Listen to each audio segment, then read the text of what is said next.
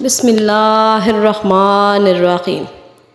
السلام علیکم ناظرین محترم۔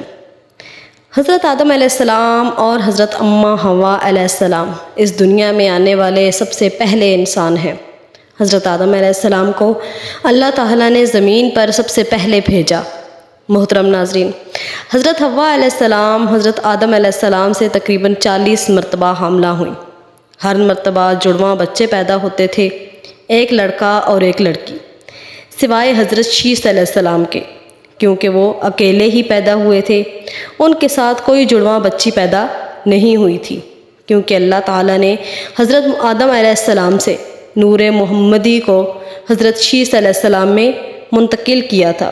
حضرت آدم علیہ السلام نے حضرت شیس علیہ السلام کو یہ وصیت کی تھی کہ وہ جب بھی کسی عورت کی طرف جھکاؤ کرے تو وہ نیک عورت ہو۔ اماں حوا علیہ السلام کے ہر بار جڑواں بچے پیدا ہوتے تھے، ایک لڑکا اور ایک لڑکی۔ ایک بار کے پیدا ہونے والے لڑکے کی شادی دوسری مرتبہ کے پیدا ہونے والی لڑکی سے ہوتی تھی، اور پہلی مرتبہ پیدا ہونے والی لڑکی کی شادی دوسری مرتبہ پیدا ہونے والے لڑکے سے ہوتی تھی۔ یعنی پہلی حمل کے بچے کا دوسری حمل کی بچی سے نکاح ہوتا تھا، اور دوسرے حمل کی بچی کا پہلے حمل کے بچے سے نکاح ہوتا تھا۔ حضرت آدم علیہ السلام کی وفات تک ان کی اولاد 40,000 تک پہنچ گئی تھی، اور بعض روایات میں آتا ہے کہ ان کی اولاد پھل پھول کر 1,00,000 تک پہنچ گئی تھی۔ حضرت آدم علیہ السلام کے 2 بیٹے حابیل اور قابیل بھی تھے۔ قابیل بڑا تھا اور حابیل چھوٹا تھا۔ قابیل کھیتی باڑی کرتا تھا اور حابیل بکریاں چراتا تھا۔ قابیل کے ساتھ پیدا ہونے والی لڑکی کا نام اکلیمہ تھا، جو بہت زیادہ خوبصورت تھی، اور حابیل کے ساتھ پیدا ہونے والی لڑکی کا نام لیوا تھا، جو کہ اتنی خوبصورت نہیں تھی۔ حضرت آدم علیہ السلام کی شریعت کے قانون کے مطابق قابیل کے ساتھ پیدا ہونے والی لڑکی کا نکاح حابیل سے، اور حابیل کے ساتھ پیدا ہونے والی لڑکی کا نکاح قابیل سے ہونا تھا، لیکن قابیل نے ایسا کرنے سے انکار کر دیا تھا۔ اس نے حابیل کے ساتھ پیدا ہونے والی لڑکی سے نکاح کرنے سے انکار کر دیا، بلکہ اپنے ساتھ پیدا ہونے والی لڑکی اکلیمہ سے شادی کرنے کے لیے بضد ہو گیا۔ وہ کسی طور بھی نہیں مان رہا تھا۔ جب جھگڑا بہت بڑھ گیا تو حضرت آدم علیہ السلام نے انہیں مشورہ دیا کہ وہ اللہ کی راہ میں نیاز پیش کرے۔ دونوں میں سے جس کی نیاز قبول ہوگی اس کا نکاح اکلیمہ سے کر دیا جائے گا۔ اس وقت قبولیت کی یہ علامت تھی کہ جس کا صدقہ قبول ہونا تھا اس کو آسمان سے آنے والی قدرتی آگ کھا جاتی تھی، اور جس کا صدقہ قبول نہیں ہونا ہوتا تھا اس کو آگ چھوتی بھی نہیں تھی۔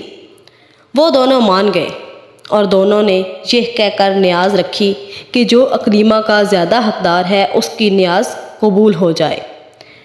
قابیل نے 1 انبار گندم اور حابیل نے 1 دمبا نیاز کے طور پر اللہ کی راہ میں پیش کیا۔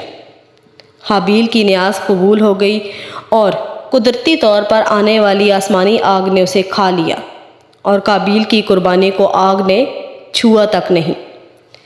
قابیل کا غصہ مزید بھڑک گیا، اس کے دل میں بغض اور حسد کی آگ مزید جل اٹھی۔ اس نے اپنے بھائی حابیل کو قتل کرنے کی دھمکی دے دی۔ اللہ پاک نے قرآن پاک میں اس واقعے کو کچھ اس طرح بیان کیا ہے، اور انہیں پڑھ کر سناؤ آدم کے بیٹوں کی سچی خبر۔ جب دونوں نے ایک ایک نیاز پیش کی تو ایک کی نیاز قبول ہو گئی۔ دوسرا بولا، قسم ہے میں تجھے قتل کر دوں گا۔ حابیل نے کہا، اللہ اسی سے قبول کرتا ہے جسے ڈر ہے کہ اگر تو اپنا ہاتھ مجھ تک بڑھائے گا اور مجھے قتل کرے گا تو میں اپنا ہاتھ تجھ تک نہ بڑھاؤں گا اور تجھے قتل نہ کروں گا۔ میں اللہ سے ڈرتا ہوں جو مالک ہے سارے جہاں کا۔ میں تو یہ چاہتا ہوں کہ میرا اور تیرا گناہ دونوں تیرے ہی پلے پڑے اور تو دوزخی ہو جائے، اور بے انصافوں کی یہی سزا ہے۔ بس پھر کیا تھا، حضرت آدم علیہ السلام مکہ گئے ہوئے تھے۔ اس نے ان کے پیچھے بھائی کو قتل کر دیا۔ یہ روئے زمین پر ہونے والا پہلا قتل تھا۔ قابیل نہیں جانتا تھا کہ کیسے قتل کیا جائے، تو شیطان نے اس کے سامنے ایک پرندے کا سر پتھر پر رکھ کر دوسرے پتھر سے پھوڑ دیا۔ وہ پرندہ مر گیا۔ اسی طرح قابیل کو پتہ چل گیا کہ حابیل کو وہ کس طرح قتل کرے گا۔ حابیل چونکہ بکریاں چراتا تھا، وہ بکریاں چراتے چراتے ایک درخت کے نیچے لیٹ کر آرام کرتے ہوئے سو گیا، اور قابیل نے موقع پاتے ہی اس کو پتھر مار کر قتل کر دیا۔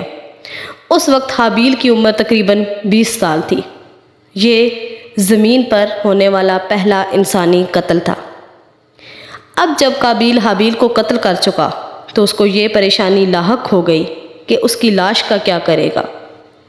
اسی طرح چھوڑ دینے پر اسے یہ خطرہ تھا کہ اس کو درندے کھا جائیں گے، تو وہ بھائی کی لاش کو بوری میں ڈال کر پھرتا رہا یہاں تک کہ لاش بدبودار ہو گئی۔ وہ پریشان پھر رہا تھا کہ اللہ نے 2 کوے اس کی مدد کے لیے بھیجے۔ ایک کوے نے دوسرے کوے کو قتل کیا اور پھر اپنی چونچ اور پنجوں سے زمین کھود کر دوسرے کوے کو اس میں دفن کر دیا اور اوپر مٹی ڈال دی۔ یہ دیکھ کر قابیل کو خود پر بہت شرمندگی ہوئی کہ میں تو کوے سے بھی کم عقل نکلا۔ چنانچہ اس نے حابیل کی لاش کو ایسے ہی دفنا دیا۔ روایات میں آتا ہے کہ جب قابیل نے حابیل کو قتل کر دیا تو اس کی عقل زائل ہو گئی، اس کی سوچنے سمجھنے کی صلاحیت ختم ہو گئی۔ اس کا رنگ پہلے بہت ہی سفید تھا، قتل کرنے کے بعد اس کے سارا جسم سیاہ ہو گیا۔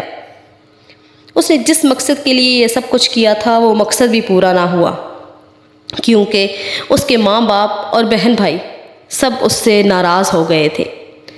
جب حضرت آدم علیہ السلام مکہ سے واپس آئے تو انہوں نے قابیل سے پوچھا کہ تمہارا بھائی کہاں ہے؟ قابیل نے جواب دیا کہ مجھے نہیں معلوم کہاں ہے، میں اس کا ذمہ دار تو نہیں تھا۔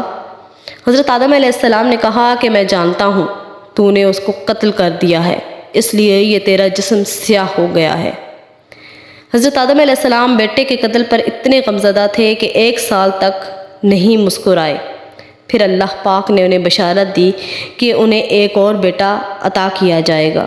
اس کے بعد حضرت شیس علیہ السلام کو اللہ پاک نے پیدا کیا جو حضرت آدم علیہ السلام کے ولی عہد بنے۔